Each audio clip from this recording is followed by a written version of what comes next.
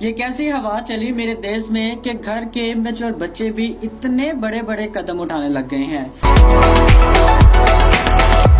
Programme میں خوش آمدید، آپ دیکھ رہے ہیں جاگو ساہیوال اور میں ہوں آپ کا میزبان امان شاہد۔ آپ ویری گڈ مارننگ آپ کو کہیں گے۔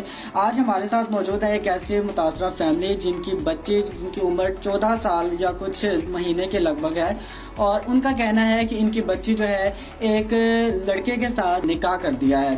تو اس بچی کا جو عمر کی جو سارے ثبوت ہیں وہ بھی ہمارے ساتھ موجود ہے، FIR بھی موجود ہے، اور ان کی جو شادی ہے، ان کا نکاح نامہ بھی، جو متاثرہ فیملی ہے ان کا جو نکاح نامہ ہے وہ بھی ہمارے پاس موجود ہے، اور اس کے مطابق بھی ان کی جو شادی کو ابھی تک 16 سال نہیں ہوئے ہیں، اور قانون یہ کہتا ہے کہ 16 سال سے کم کا جو نکاح ہے نا وہ ایکسیپٹیبل ہی نہیں ہے۔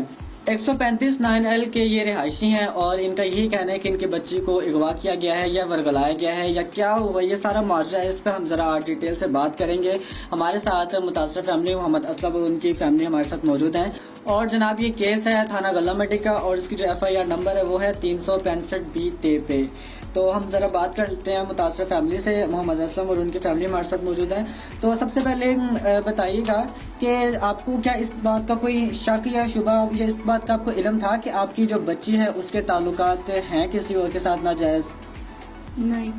آپ نے نظر بھی نہیں رکھی یا کچھ؟ نہیں۔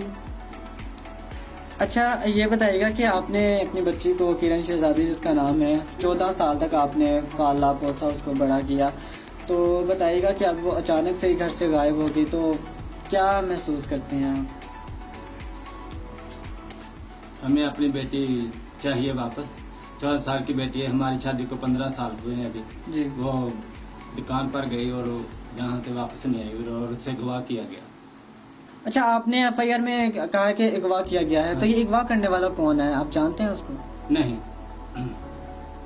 اچھا اگر آپ کا نکاح نامہ میں دیکھوں تو آپ کے نکاح نامہ کے مطابق بھی آپ کی شادی کو جو ہے وہ ابھی تک 16 سال مکمل نہیں ہوئے ہیں، تو لیکن آپ کی شادی کی عمر جو ہے وہ obviously 16 سال ابھی تک نہیں ہے، تو آپ کی بچی کی عمر جو ہے وہ 15 سال سے کم ہوگی، تو 15 سال سے کم تو نکاح ہو ہی نہیں سکتا ہے۔ ہمیں انصاف چاہیے کہ 14 سال کی بچی کی شادی نہیں ہو، اور یہی آپ کا مطالبہ ہے، اور یہی اس کیس کا جناب اہم مدعا ہے کہ جب شادی ہو ہی نہیں سکتی ہے تو پھر یہ اغوا کا معاملہ ہے سارا۔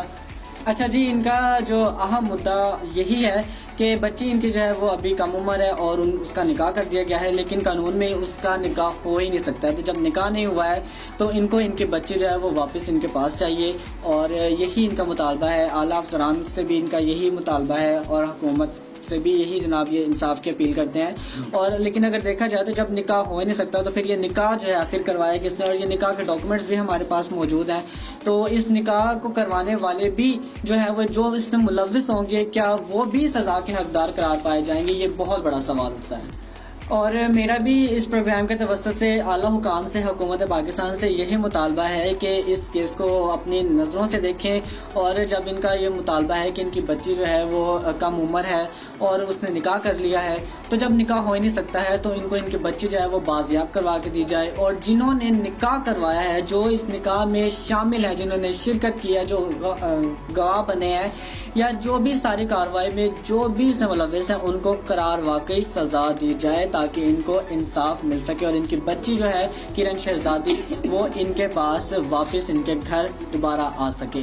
تو جناب یہ تھا ہمارا پروگرام، اور آپ کے اس فیڈ بیک کا رہے گا انتظار۔ میں آپ سے انشاءاللہ اگلے ہفتے دوبارہ پھر سے جاگو ساہیوال میں دوبارہ ملاقات کروں گا۔ اب تک کے لیے اپنے میزبان امان شاہد کو دیجیے اجازت، اور متاثرہ فیملی آپ نے ہمیں جوائن کیا، بہت بہت شکریہ آپ کا محمد اسلم صاحب، اور اجازت دیجیے۔ اللہ حافظ۔